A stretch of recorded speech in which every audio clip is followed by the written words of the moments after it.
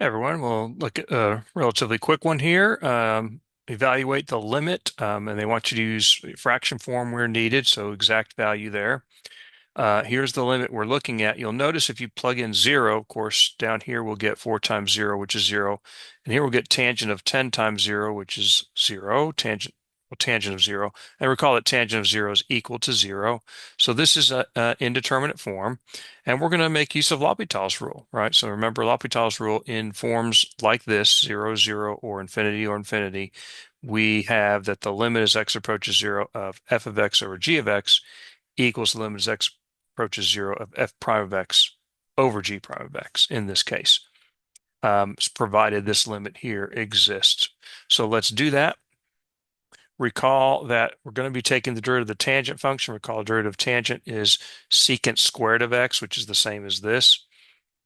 So I'm going to use L'Hopital's rule. When you do, put a little L above the equal sign to indicate you're applying L'Hopital's rule. That would be real helpful. I'll ask for that on the test. And don't forget, you have to have your limit sign after that. Keep your limit sign until you evaluate it. So what's the derivative of the top function? Well, we said the derivative of tangent is secant squared, but notice this is not tangent of x, it's tangent of 10x.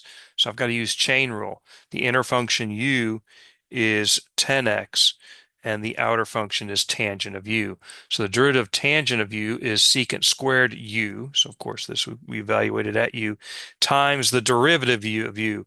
And what is du dx? The derivative of 10x is just 10. So we multiply it times the derivative of the inner function. So here it is.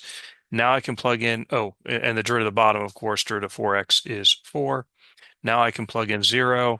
And when I do so, I'll get secant squared of x, remember, is going to be secant, secant squared of 10x will be secant of 10x quantity squared. But when I plug in 0 for 10x, I get 0. So I get secant of 0 all squared. But secant of 0 is 1, right? Because remember, secant is the reciprocal of cosine. Since cosine of 0 is 1, the reciprocal of 1, 1 divided by 1 is still 1. So this will be just 1 squared, which is 1, times the 10 over 4, which is 10 fourths, which simplifies to 5 halves. They want 5 halves, not 2.5, and because they want the fraction form, remember, and this is the limit. So pretty quick one. Again, great, powerful tool is L'Hopital's rule, because without that, we'd have, more trouble evaluating this particular limit.